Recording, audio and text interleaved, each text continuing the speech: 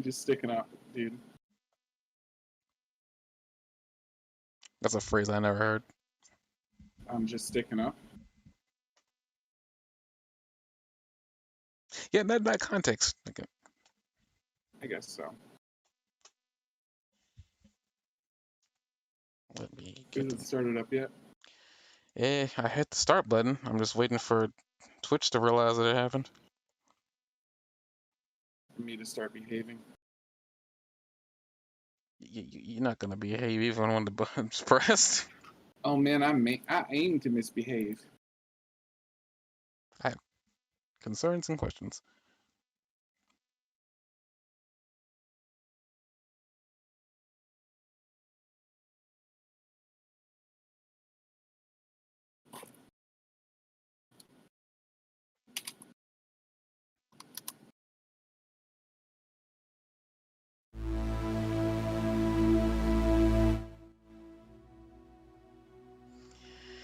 And we're back for another, I guess, late edition. Well, not late edition. Actually, we're on time this time. We want to talk about like edition of the Anime4All podcast. Normally we'd be reviewing 3 episodes, but I ruined that. So we're gonna be reviewing just one. It's My Hero. I don't think anything's changed in the department of stats, but I could check before I actually commit to that statement. Should really have these things pulled up before I start. Professional, everybody. Professional. Oh, shoot.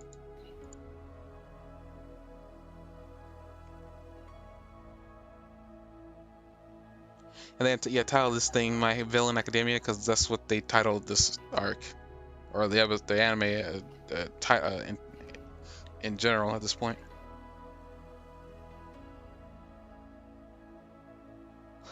Huh. I don't think I uploaded Atonement. Shoot, I gotta fix that then.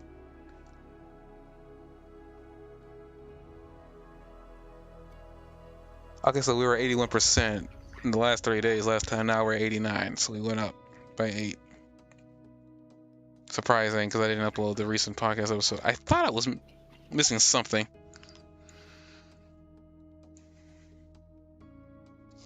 Oh, I got somebody who downloaded us in Palm Beach. I'll take that back. Port St. Lucie.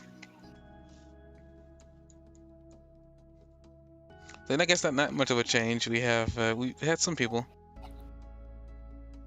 I forgot we're on Stitcher too. We're apparently being listened more on something called Pod Nodes, but I don't know what that is.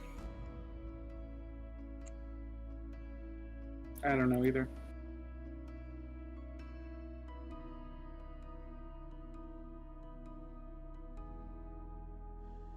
Okay, I guess with that, not much else to report here. So we're gonna, I guess, start talking about the episode, the recent episode 108, titled "My Villain Academia."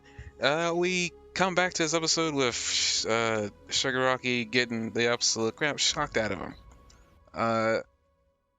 It's actually surprising to start out with this, but I guess since the focus is going to be on the villains from here on out for a little bit, I guess they needed to start with something visually stimulating. What? That was the best they could think of.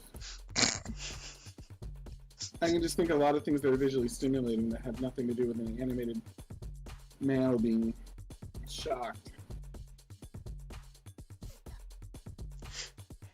I don't know. Like, I guess it's like we saw this image last episode. I guess they wanted to like Jeremy, maybe they were just going for the shock value. I just lost like 10 more brain cells. Value. You know, it's shocking. It's shocking with how you're thinking I'm gonna laugh at that. I thought maybe I could spark a little humor. What's the matter with you?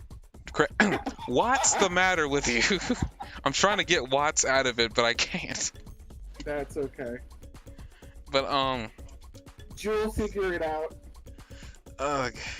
Okay, before you lose any more viewers, though, we have already earned at this point. Let's continue this. Ule, a measure of energy. Get it? Uh-huh. Okay.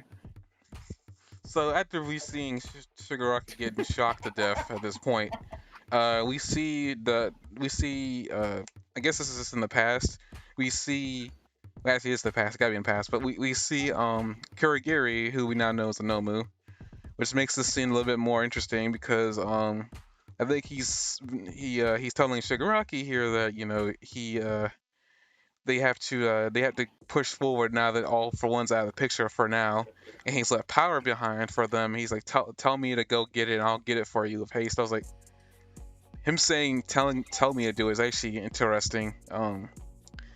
In this context, it's like now we know that he's a Nomu who has free will to a extent, but he still listens to commands. Which brings to the fact that I always wondered which Nomu was like tagged as Shigaraki. I'm starting to think that it was Kurogiri at this point. Could be. Yeah, we know. One interesting thing, the guy that's the focus of this, that the big focus of this episode that's taken hostage, he's one of the two characters that I didn't recognize in the opening credits when they start up. So, like, if you're using Funimation, you're at about minute 110. There's a shot of, like, everybody else I've seen on this has been in the series, and you can see them all, like, all the heroes, the Class A teachers and stuff like that, like, are on the opening before they start layering in the students. And then there's two people on the left that I don't recognize at all. One of them has white hair and, like, a white striped t-shirt and jeans with two belt buckles for some reason. And then there's the guy with, like pink or purple or violet hair with a face mask on and straps on his body. Those are the two that I didn't know out of all of those. And I literally know every single other one of those at a glance. Like, and if you let the song come in, they completely cover every part of those two. And most of the other ones have at least a little bit of them that's peeking out through it one way or the other. But those two are completely covered over. So it's like a really clever little Easter egg that they throw in there. And then they quickly cover it up so you can't see anything. I actually do think they completely cover them. So it's interesting that one of them was that guy with the white hair. It seems to be the same person that they're showing throughout this episode. And then the other guy must be an Easter egg too, but I don't know who he is. Do you? Is it somebody I'm forgotten about? No, I mean I looked at the image you sent me on Discord a couple hours ago, but I don't. I want to say the guy with the violet hair could be Twice, But they're but showing only good guys on that screen, and I mean, who's to know, say that Twice is psychotic? Who knows where he's been or where he's not been? well, I'm just throwing a guess out there. I don't know who it is. I really don't know we who it also is. saw Twice unmasked this episode, and he had blonde hair. We've already seen Twice unmasked before. I mean, it was back in the episode where they did the origin story on him. Right, so that's not Twice, is what I'm saying. I mean, characters have had their hair change a lot. It doesn't. It doesn't really mean much. It's probably not Twice. Let's it could be it could be his brother. You never know. We don't know any family members that he's supposed to have. He was so great that they had to have babies twice. I don't know. Nice. He was so nice they gave birth twice, huh?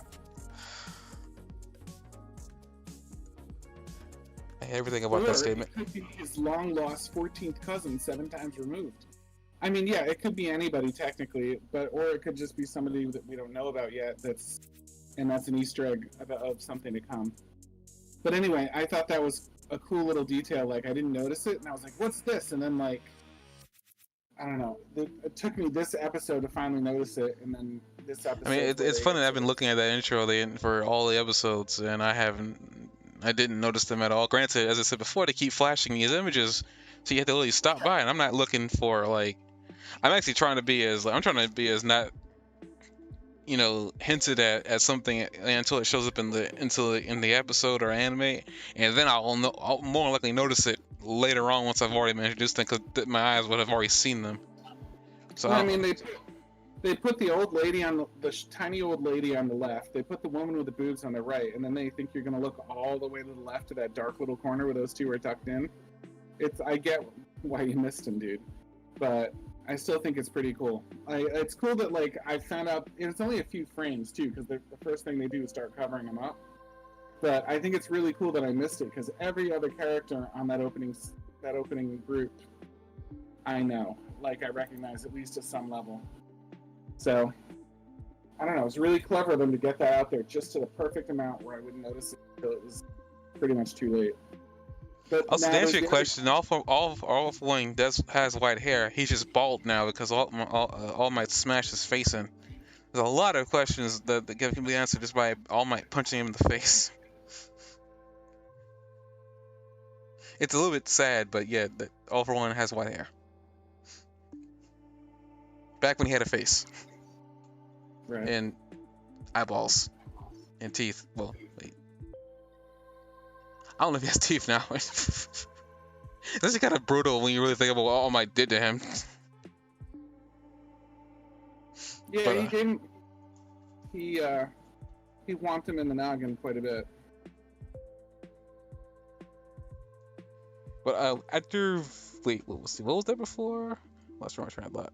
Oh yeah, the shocking of Shigaraki. They then go backwards in time to 2 months ago in October, and this is when Gigatu.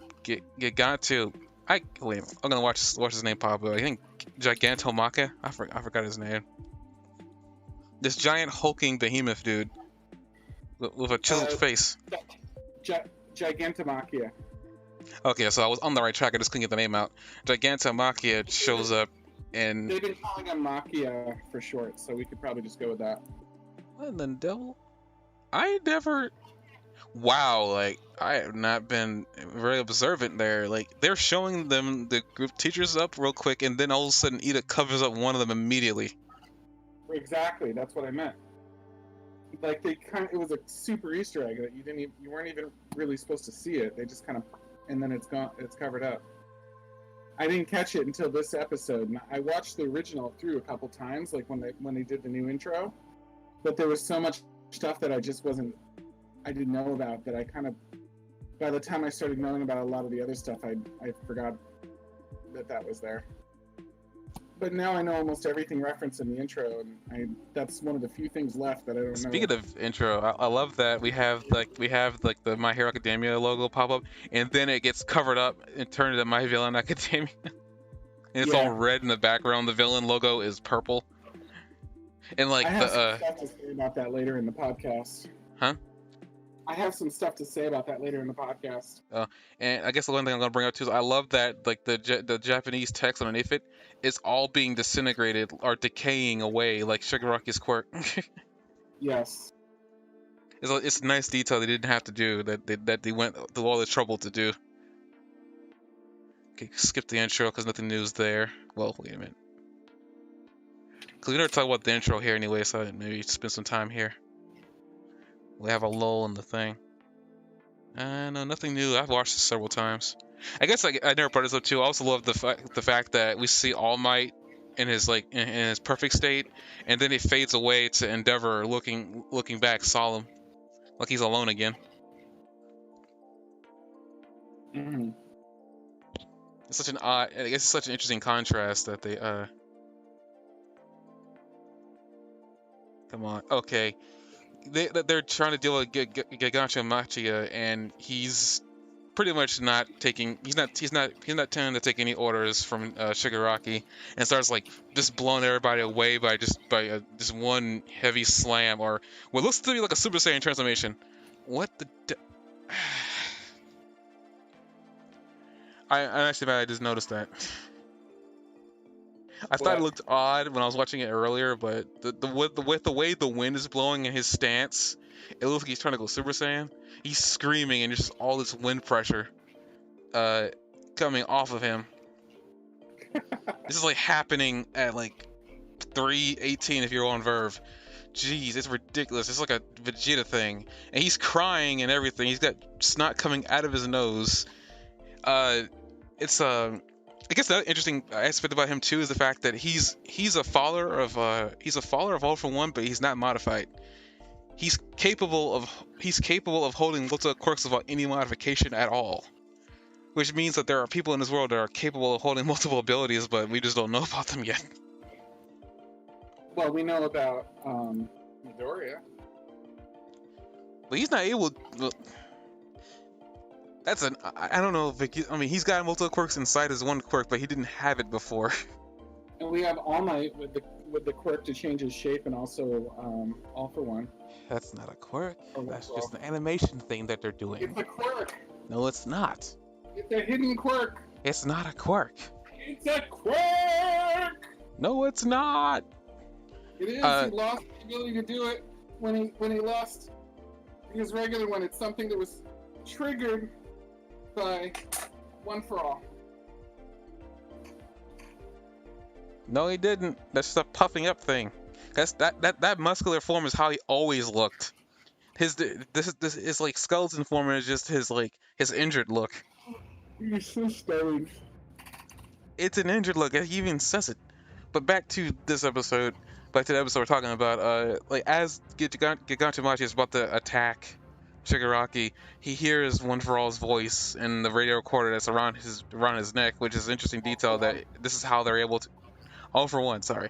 The box around his neck, which is an interesting detail they showed us that's how he keeps being under control, which is why he doesn't go on a rampage everywhere that he shouldn't be.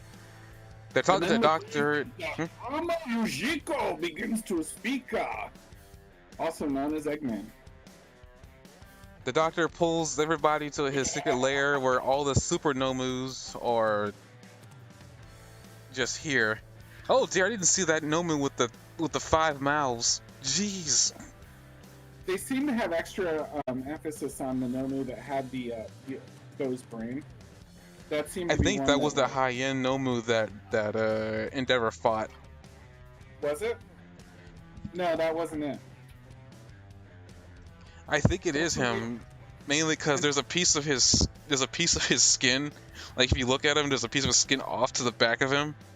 It's very odd looking. It looks like he's missing his top half of his mouth. Oh really? Like there's a piece that they show like that. There's a number they show that you put like it's not a long shot, but it's a shot long enough for you to notice him and for you to look at him. There's a Noma missing a top half of his mouth and everything else. Right. It's got modifications on it, though, like some sort of metal helmet. So if that's the case, I guess maybe they had to like clamp something on it to fix him. I don't know. It's very interesting though. What's interesting is that they keep showing Compress and he's doesn't have his mask or his hat, so it's kind of jarring. You see him in the image. I was wondering about that, but then when I rewatched it, you see when yeah, I know when he loses his hat and mask, it's just very jarring. When Akio pounds himself down, when he pounds down like the ground and everybody gets blown back by the wind, you see Compression Man's mask fly off. So yeah, and then he didn't have time to put it back on when they vomited and got teleported over. Which we actually find out where that black goo is coming from. Oof, the Nomu that the doctor has on his chest, he's patting like what's his name? Dr. Evil? Yeah, it's like a little pug-looking thing. They also get confirmation of, well, not confirmation, really, just we now know the direction. We now know a general range of how old Shigaraki is. They say he's 20 odd, so I'm putting my money that he's 25, because they don't say younger 20 something or older 20 something. He just say 20 odd. Yeah. So I'm putting my money that he must be 25. If he's not, I'd be shocked because they don't give a specific range of if he's on the higher end of the 20s or he's on the lower end of the 20s. Right.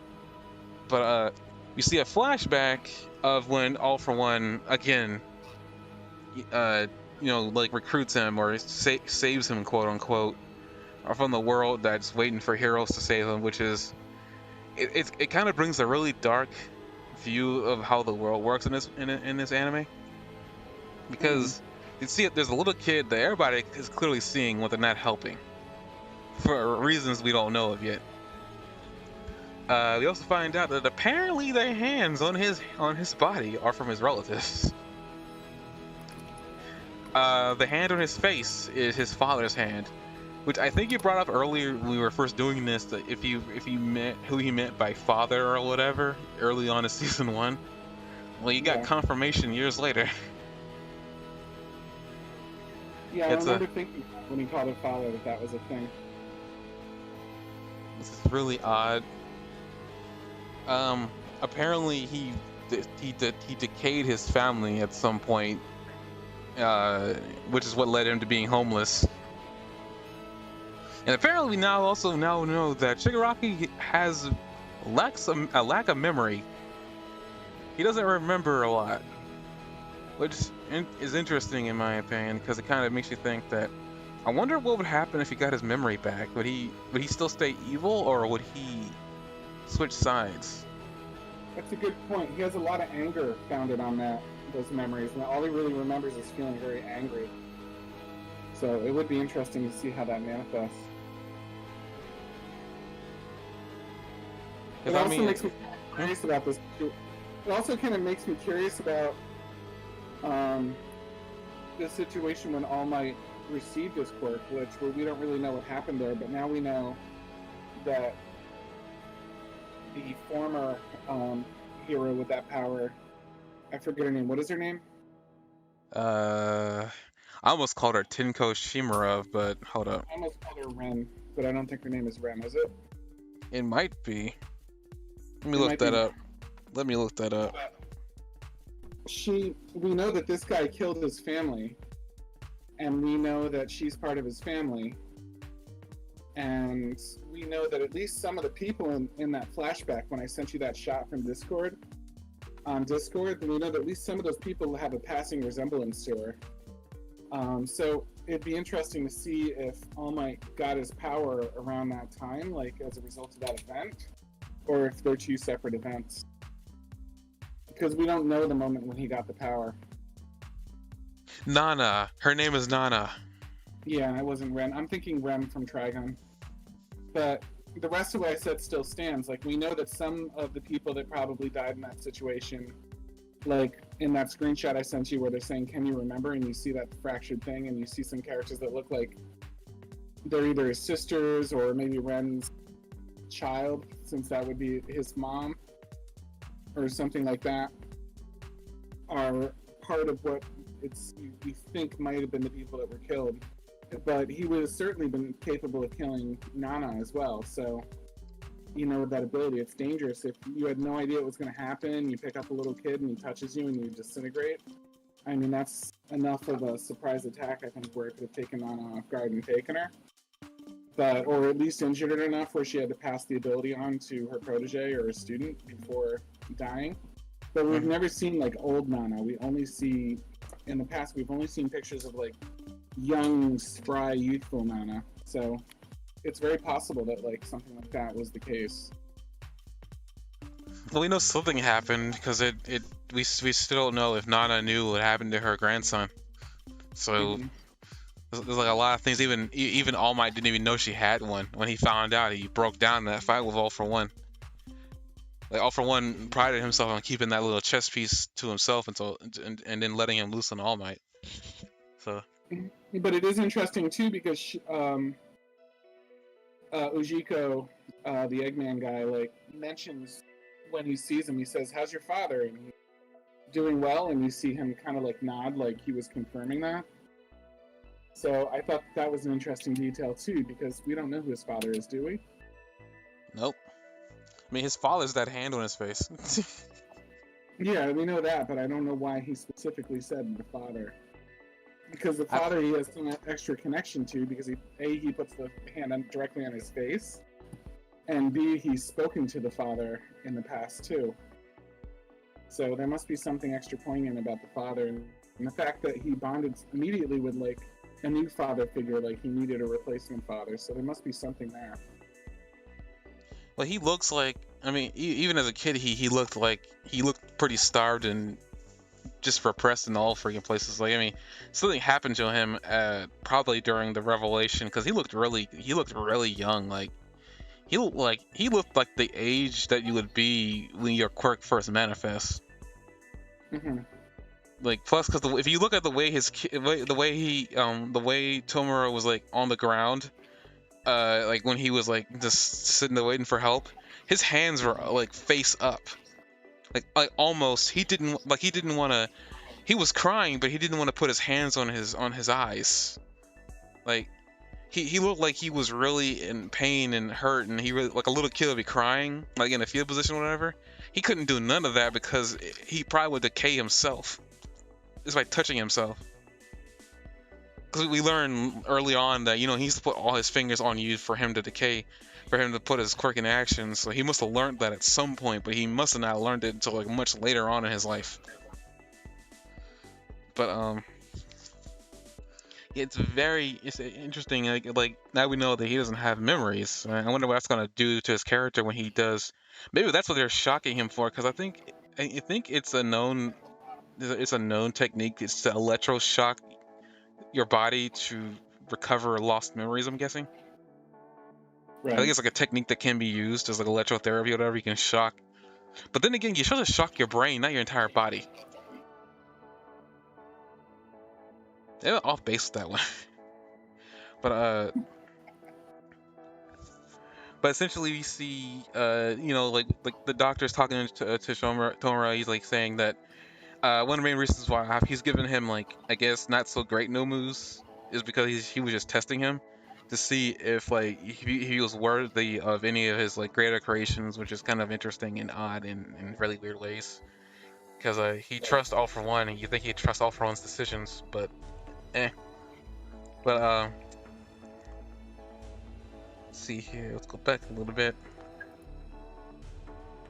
He's probably trying to get like Torma to share with him his convictions, and because he said you still haven't changed. You're still that little kid that thinks he can get everything.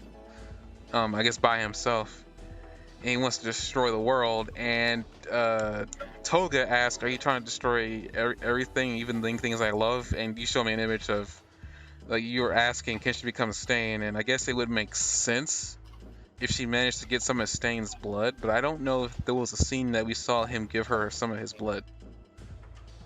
I got that too. I was surprised to see Stain on the list.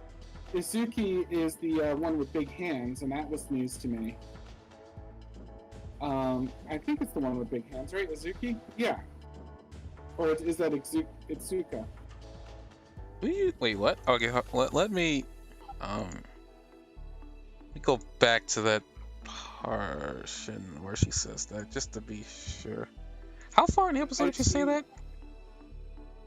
I don't have a time signature on that one, sorry. That's no problem, I'll find it. Becomes so many things that I love. Wait, I found it. Trace of him in the league. We'll get to what Toga's reasoning for being in the league later. And then she mentions she says Oshako, but that's Uraraka, the first name of Uraraka. So it's weird that she says that she loves Uraraka and she loves Stain, and they're both people that maybe like we know she became Uraraka, right, for a moment, I believe. Mm-hmm. And then we assume now that she has the ability to become Stain, and then Izuki. Wait a minute. I think I know what you're talking about. I think it's you're misremembering it. You're misremembering it. I see the line. I love Mr. Staney and I love Izuku, and I love Ochako. It's Izuku? Deku, yeah, she got some of his blood at some point. Okay, sorry. Actually, she transformed into him too, actually, during the Chisaki arc. Okay, sorry. So is Izuku, Midoriya, Uraraka, and Stain. That's a weird three to love, especially because two of them are probably really close to being involved with each other. But I think she likes Uraraka because of her infatuation with Deku, just like her infatuation. But I think Toga's misinterpreting Uraraka's infatuation. I think that's what, because I remember her interaction with Chaco and it creeped me out a little bit. But I think actually that interaction was when Froppy was there too. I'm surprised she didn't. I thought she got some of Froppy's blood. Maybe she didn't. Yeah, she did. That's odd. Those are the three that she mentioned now. I thought honestly she used the Chaco's blood too, because she transformed into her to trick Deku in earlier on too. I thought she used that blood up, unless she got a lot of Uraraka's blood. Yeah, I don't know the exacts on how her quirk works. Maybe she can do it. It depends. She can transform and stay transformed as long as how much blood she takes in. I just assumed that she didn't have a lot of Uraraka's blood, and she used it once, and that was it. But based on this, and what you're telling me, Maybe she can bank it up or something. she's got more than I thought she did. Hmm. So, I mean, even Deku, because she turns into Deku, I didn't know how much blood of Deku she got. I think we asked that question too, how much blood of Deku did she get? Then again, Deku bleeds everywhere, so I'm pretty sure he left his DNA every place. We've read that many times, so That's probably how she got Deku's blood. he comes out bloodied up more often than any of the other characters. Yeah, that is true, so never mind. Scratch Deku off the list. It's really just Uraraka, because, I mean, the same case for Stain. Deku like made Stain bleed quite a bit during his, well, actually Deku, Todoroki, and Ida made him bleed quite a bit during their fight. So Yeah. and that's where Toga first showed up too. So Unless she loved Stain because Stain provided her with blood samples, because he was a blood drawer himself. that is true. I mean, their blood, it's actually kind of odd.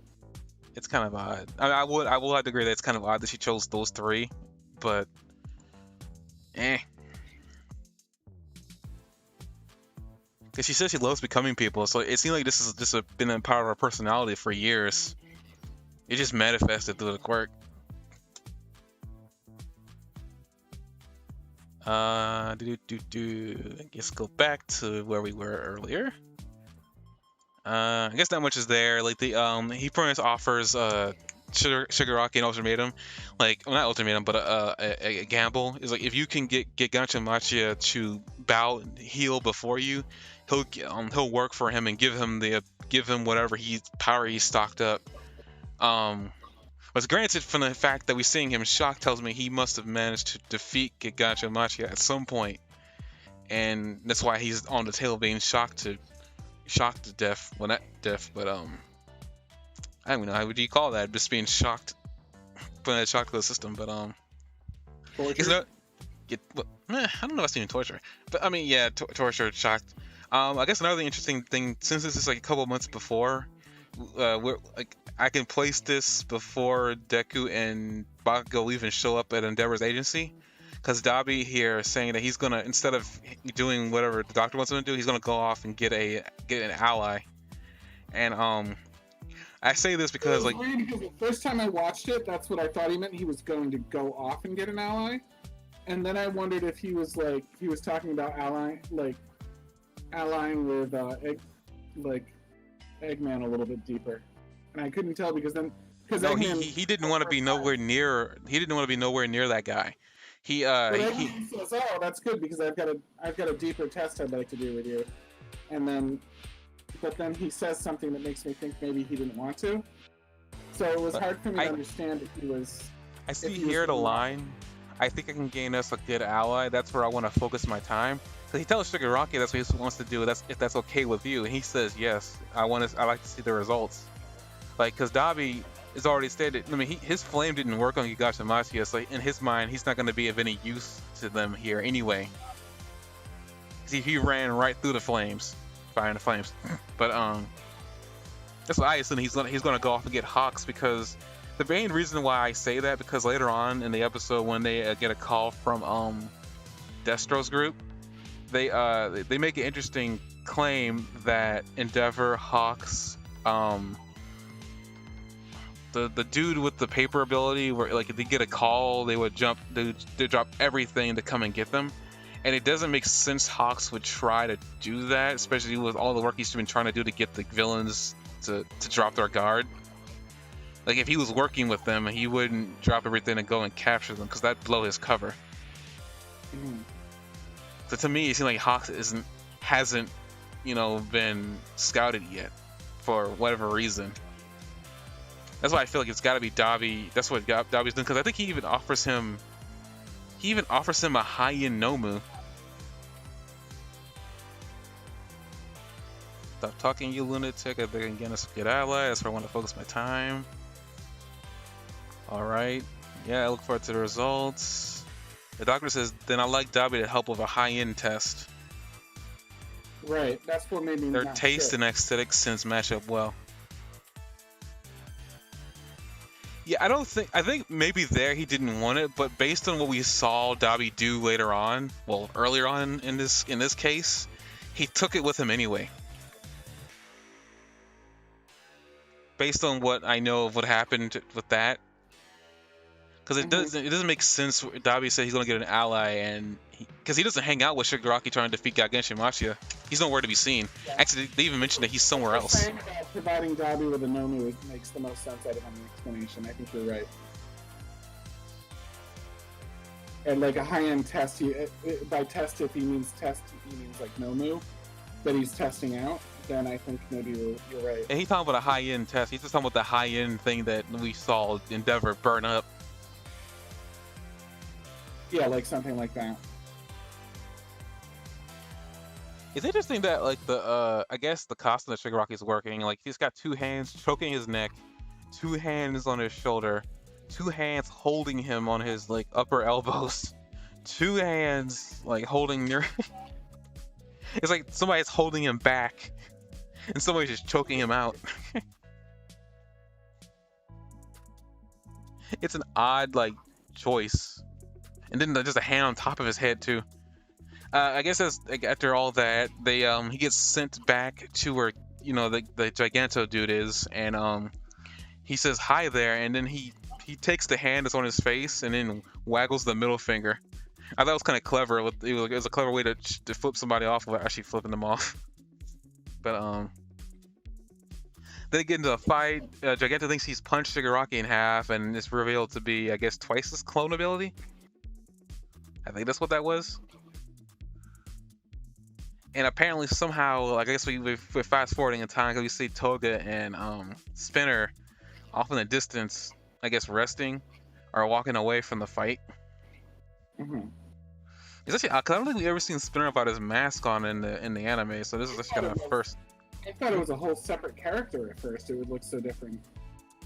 He's a lizard man. What? He's a lizard man. What do you expect? I don't know. I expect he just. I don't think he looks that different. He looks like a thin turtle.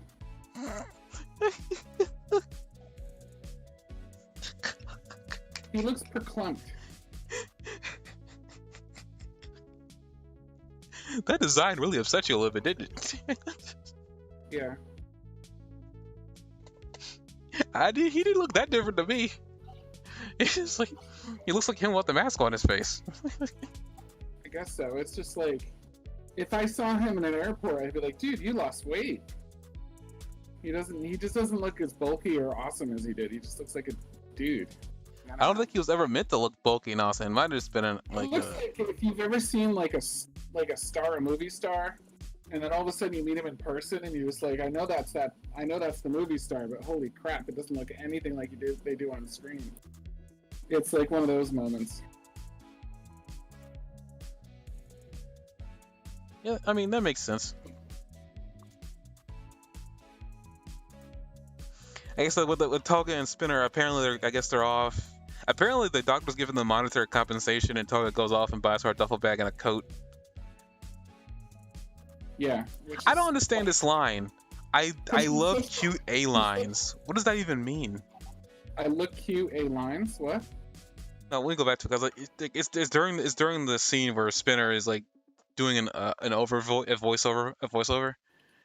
Okay. And there's this line that she says, and I guess maybe I'm misreading it, which is possible, but I know she said, "I don't move quickly when it's cold. I love cute A-line ones," is what she says. Oh, like top tier coats. Oh, it was just talking about her coat. Okay. Yeah. I'm sorry. It's that line to me kind of came out of nowhere. I didn't understand it at all. It just seemed so random to me.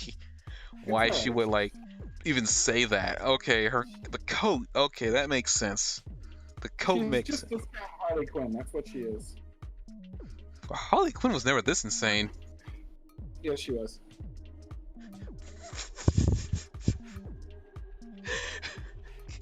So I want to talk about something with this fight that Shigaraki gets in, and the way that this is like a building theme. Obviously, they start these series off saying My Villain Academia, and this episode is going to have Shigaraki as the star as opposed to Midoriya.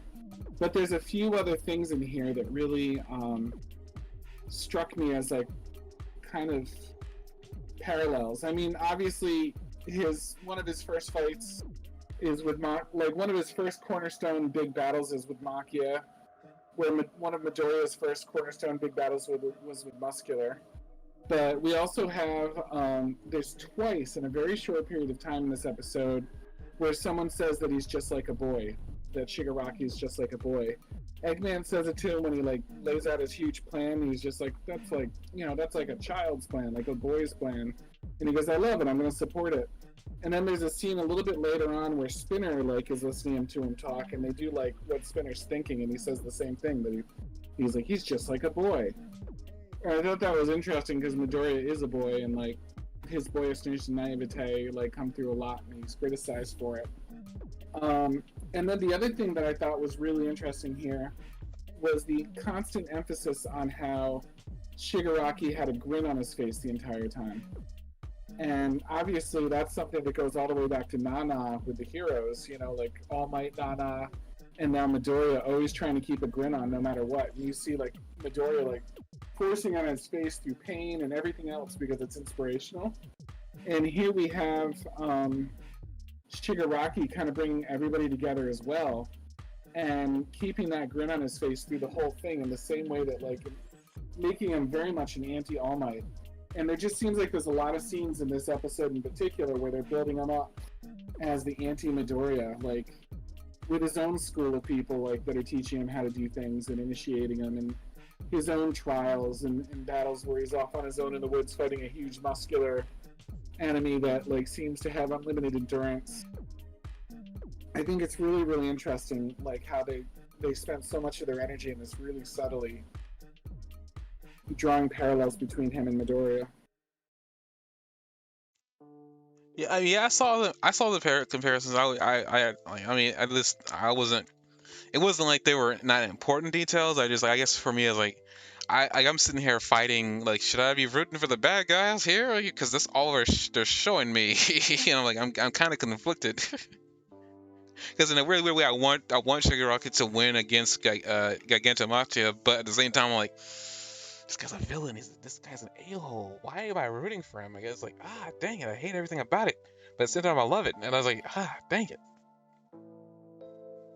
Because at the same time, I feel sorry for him, like here too. Because like they make you feel sorry for the main character, and like they're making you feel sorry for Shigaraki. Well, some people probably aren't feeling sorry for him, but like some people who look at it past him being a villain, and he's just a really messed up person that had a really messed up situation happen to him. Because we still don't know what happened to his family because they're hands now. So what happened? What we like about this is the same thing that you'd like in a Rocky movie, a good Rocky movie. Like, they're building up the enemy, they're building up its personality, they're investing in this, and like you're growing attached. You're watching his minions like twice. You're getting to know Twice and Compressor Man, and all the other villains. Like, you're getting to know them better. Like, you even get to see Spinner with his like face covering off today, and stuff like that. And this is all building up to the payoff of what will inevitably be the final battle between probably Midoriya and Shigaraki. And that's why this is cool, because like they're taking time to build up the hero, make him unique, draw parallels between him, and make him a proper you know what I mean, like foe, like a proper foil to Midoriya. And he's gonna beat the Liberation Warriors, the 116,516 Liberation Warriors. He might not wipe them out, but he's gonna win that fight. And I have no doubt in my mind that he's going to win that. And that's going to continue to build up his mastermind status. And he's smart, so he'll probably beat them and then take over. And then somewhere in there, he'll probably also take out Makia and submit him so that he wins Eggman's respect and support. Well, I mean, the world is his oyster after that. He has an army. He has a monstrous bodyguard thing that's undyingly loyal. He has an evil, like, Dr. Giro style, like, mad scientist. Like, he's going to be fully equipped if he can get through this, what he's going through here. And he's even proving himself, because they said, he's been fighting this thing for a month and a half or 2.5 months or something. at one point, like some hyperbolaically large amount of time, with 3.5 hours to like sleep in between these nonstop battling. That's nuts. I guess I didn't really think about it that much. I mean, he's been because he has to be tired. It's probably like, but what was I about to say? I forgot. I had a thought process. Oh, that's right. Like the very beginning of this season, well, not season, but the very beginning of the second arc, we see somebody who I'm guessing was Shigaraki coming out of the rubble naked. I'm pretty sure that's the aftermath. Yeah. I'm pretty sure that's the aftermath. Meaning whatever Gigantomachia does, because you don't see him at all during the whole Deca City stuff. And apparently it happens so fast that the heroes can't even get there fast enough, apparently. So, like, whatever happens within a couple of seconds. Yeah, I mean, yeah, he's definitely proven, so I find myself kind of conflicted here, because it's like, it's not that I hate Shigaraki, but I don't like Shigaraki because of his personality flaws, because he's very flawed, but I guess that makes him a good character in odd ways. But, it just seems kind of weird. I'm very conflicted. I mean, I'm probably bad at it. At the end of this, I'll probably have my verdict on Shigaraki. I'm almost certain, based on how this ends. Because, like, as you said before, he's not dumb. He's very childish and impulsive, which is a problem for a guy who should be able to think and be able to plan 10 steps ahead of somebody else. Because the training he's supposed to have gotten.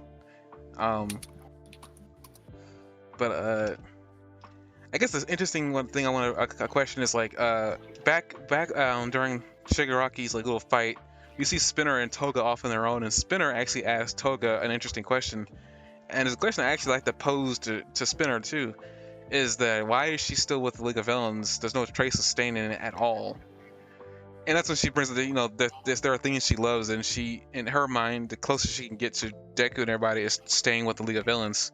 So it doesn't really harm her in any way. But it's an interesting idea that some of these people came on to the League of Villains because of their fanaticism with Stain. But Yeah. Stain hasn't been active for like from the looks of it for months now, because he's in jail. But like, did he catch him, or is he actually still running about? What? Is Stain like still running about, or has he been caught? No, he was caught. No, he was caught. He was caught. Sorry, I forgot. I forgot about the really messed up kick to the face that he took. There's no good reason to let him go. So I could see why nobody's very interested in freeing him. But yeah, like so, like he hasn't been active from the looks of it for months now, and like it's kind of weird. But like that's an interesting question for Toga. But I'm actually kind of interested in why Spinner here is. And I had this really weird headcanon like earlier on. I mean, this is definitely not what it is, but you know how early on in the series they brought up the concept of there being a traitor amongst them. What if this was just like one of those like red herring situations, like where there's really no traitor amongst them, but there's really a traitor amongst the villains? And this makes an interesting like situation for like somebody like Spinner, who hasn't done a lot. But maybe that's for story reasons. Because like I agree with you said. You said something about Spinner before that he doesn't seem the type of like evil guy. He seems to just like he doesn't seem evil. He seems like he's like dedicated or something like that. I forgot what you said about Spinner specifically. He's like a fanatic. But I don't think he's like a bad person. He's a neutral character, yeah. So it seems like to me like maybe the heroes could have placed him in there. And maybe they're throwing us off their cunning trail for right now because they don't want us questioning. I'm pretty sure that's too convoluted. So I'm pretty sure that's not really what's going on here. I just had that weirdly weird thought in my brain. Is like Spinner is like the odd one out amongst all of them. Yeah, Compress wants to help Shigaraki. If I had to pick an informant, it would be Twice, but that's just me talking. I don't know. Twice seems too unstable. Well, that's exactly why. You know what I mean? The other half like calls up and was like, "I got news for you," you know. And then he goes, "I hate you," you know. And then he like goes back and forth. Just the fact that he's opposites bundled into one thing would be the reason I would think that he would play both sides. but I don't think Twice is doing it either. I guess I can see that. But let's see here. Like, yeah, it's weird. She says she loves Staney, Zuko, and I think she's just trying to stay by so she can get more blood. It's I guess something people keep on telling me that I find her creepy now, but I'm gonna like her later. I still find that hard to believe. She's kind of creeping me out, and it's like, it's a crazy. It's like what's the name of that anime? Higurashi When They Cry. They get these cute anime girls, and then they go crazy, all blood hungry later on. It's like, oh, this is really creepy. He's doing a really good job here with that kind of comparison with her. I'm pretty sure that's kind of probably where she came from, because she is insane. And then we come back to Shigaraki as they're taking a break, and Compressed Man is like, he is just, he took a beating. Like, I feel sorry for that guy. Like, that man took a beating. Like, his coat is all raggedy. The only thing that's actually perfect is his mask.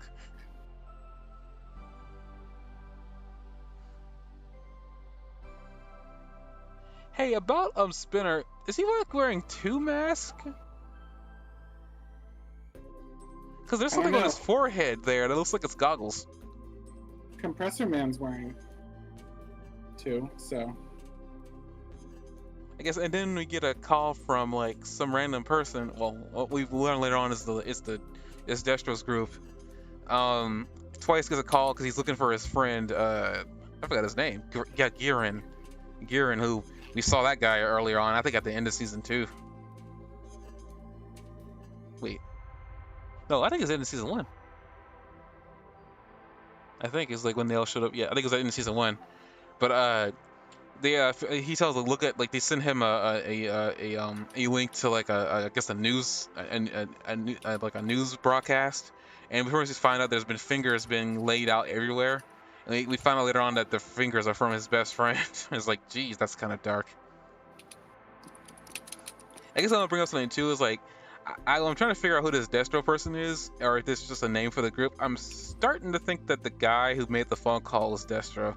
Because this is an image of this guy who I believe to be Destro with a mask on. But the thing is, I want to bring attention to there's like a mark on his face from the side, and we see that same marking on the guy making the phone call. Like on the side of his face. I missed that detail. I'm almost certain like it was him back when he was younger, because the scientist says he's surprised that they're even still active. So it's been a while since, they've been around. So it would fit if it was him back when he was younger. It's a very weird detail that I kept on, like, cause anytime he's in the frame, I think even earlier on, anytime he's in the frame, that picture's in the frame. It's like they're doing it on purpose. But I guess that the picture's not in the frame here, but like there's like when he's talking to the side and he's talking about a picture, it's actually almost very deliberate. They're showing you the picture in him on purpose. Yeah, I saw that. But I didn't know what to make of it though. I'm willing to bet that it's him. I could be wrong, but it's just too coincidental that the marking on his face is like it's on the same spot as on that guy in the picture. Like either it's his brother or it's him. But or he's a fanatic and he put it in the same spot. Or he's a fanatic and he had a tattoo or it's marking in the same spot. I guess, but I mean, do those guys, billionaires, really follow a fanatic? Well, I mean, don't answer that question. Yeah, the Meta Liberation War. They made it sound like the Meta Liberation War was going to be the heroes going to be taking that on. But based on all this and the setup, it seems like this isn't going to be the thing that Endeavor and Deku and everybody else take on. Is something else entirely. It almost looks like the entire invasion of over 100,000 people is going to fall through, because Shigaraki is going to take over the Meta Liberation Army, and whether or not he goes ahead with their plan once he takes it over is up for debate. But I hadn't realized the Meta Liberation Army and Shigaraki were different, and now that I know that they're different, like, that really plays into it. Because, for example, the Meta Liberation Army has their own moles, separate from the League of Villains. The League of Villains also have a mole of some sort because they've acted on that mole in the past.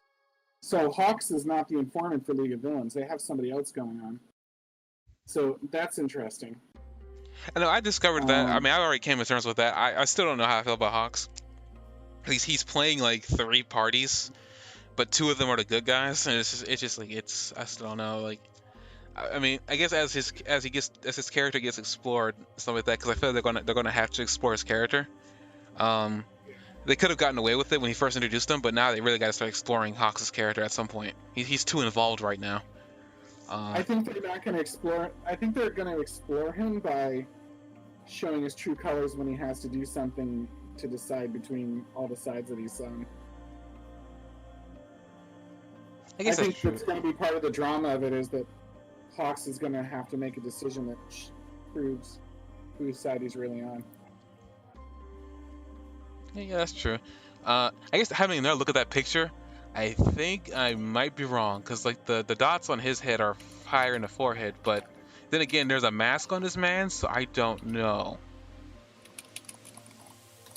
Like, but it seems so odd to me because his hair color's the same.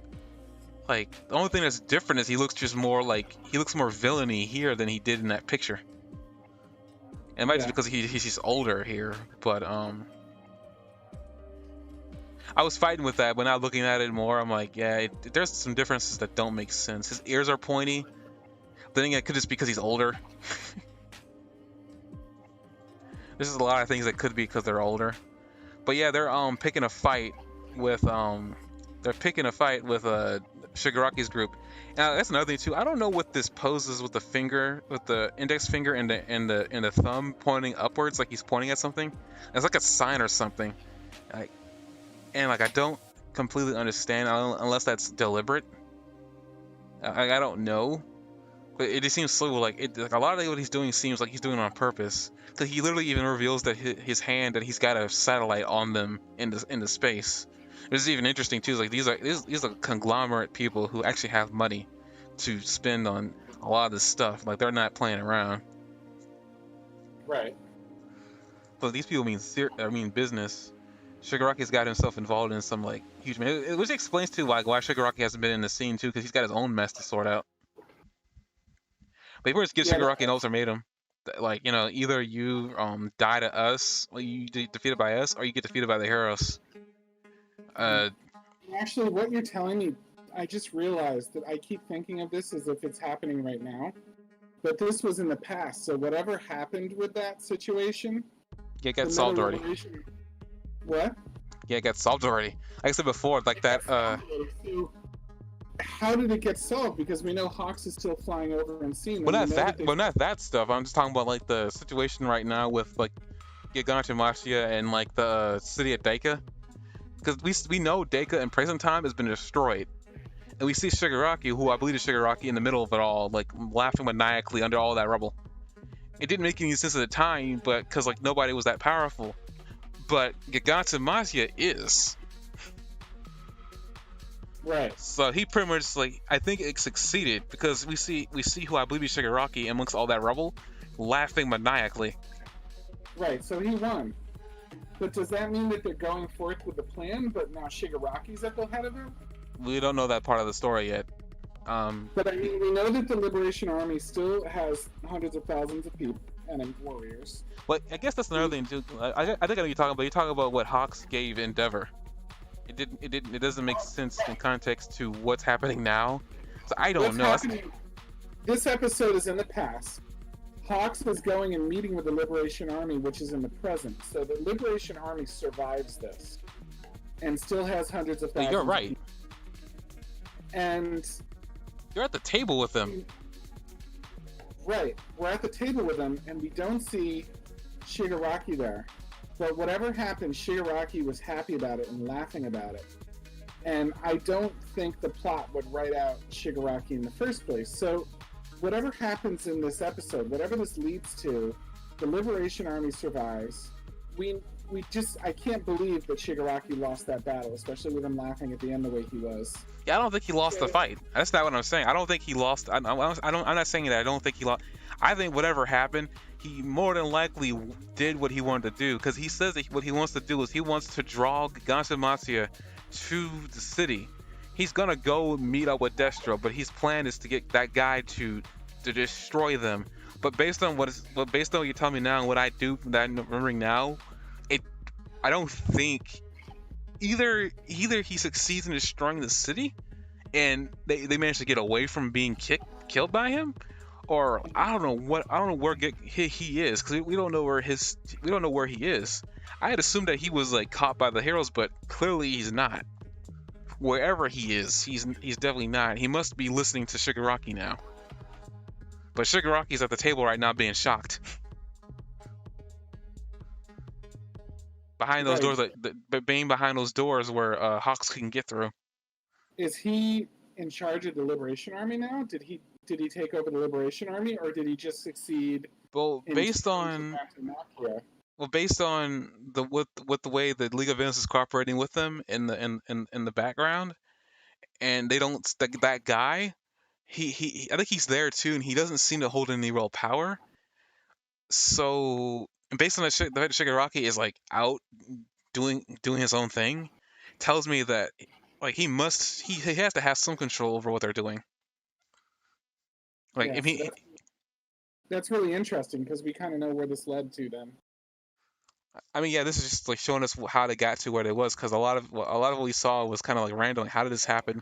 Where did this come from? Why the heck is Hawks working with the League of Villains? Now we know why. Uh, It's actually like pretty clever build. yeah, I mean, it's really good storytelling. They did a good job like putting all this together. They didn't have to, for sure. They didn't have to. um, yeah, the first episode ends with Shigaraki's plan. To go and crush them. But we now know that something happened, and it might not have worked 100% the way he wanted to. It definitely worked from whatever we know, because we see him amongst all that rubble, laughing maniacally like he won. So whatever happens, he succeeds. The Uh, next episode's a My Villain Academia episode too, so that's interesting. Well, I mean, yeah, this is a new arc. This is, if I remember correctly, when I'm hearing my Villain Academia arc is like something that people love a lot. So we will see why people love it so much. That's why I Right. brought the fact that people said that, like, I had a friend tell me that I may find Toga creepy now, but you'll change your tune when you see her backstory. But whenever that happens, because she hasn't done a lot, which is surprising because she's been like very instrumental in some plots, but she hasn't been instrumental here yet. Right. She's actually been the most helpful compared to everybody else. So it's like it's kind of weird that she hasn't done a lot yet. Um, so it's like I'm actually kind of curious. I'm right now watching the ending theme because I want to see if there's something they threw in there that we didn't see earlier. I don't think they did, but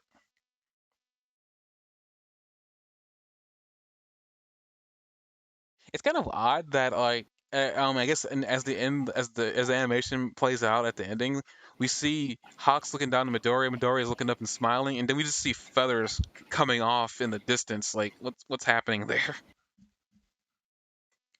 Typically, ending songs don't signify anything, but it's kind of odd that that's happening there. Yeah. And then we get a preview. Okay, I'm actually positive that guy who I thought who I assumed that was Destro. I think it is him because in the preview you see him wearing the mask that Destro was wearing.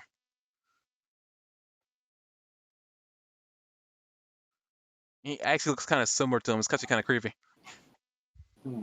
So he's either a really really strong fanatic or it's actually him.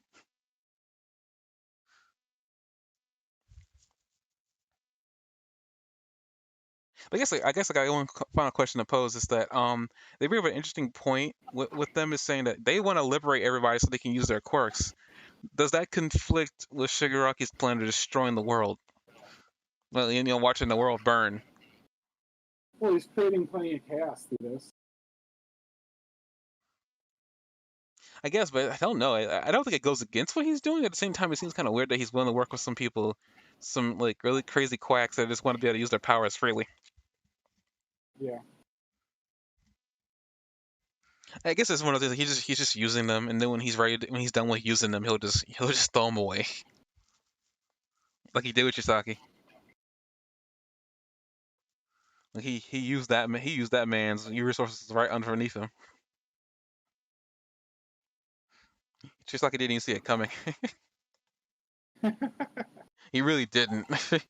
Like I just like I just find it funny as like like he used that man and then like he thought he thought he had it made. He thought he was tricking him, but like in the reality, he said Shigaraki was tricking him It's very checkmate. because he got Toga and twice his loyalty, and it was ridiculous. Like jeez. I guess the only comparison to Midoriya is like Shigaraki has a really weird way of inspiring people amongst him too. Yeah, absolutely, because he's pulling everybody together and united. Symbol of chaos as opposed to the symbol of peace. He's proving himself into that situation right now in the same way that All for One was doing it before. But I guess he's eventually gonna get to that point where he's gonna become the new. I mean, he's already making fun of me as a successor for All for One, and I don't think All for One's done with him just yet. So like we'll see whatever this comes up. I guess with that we're gonna end the episode off here, this podcast episode.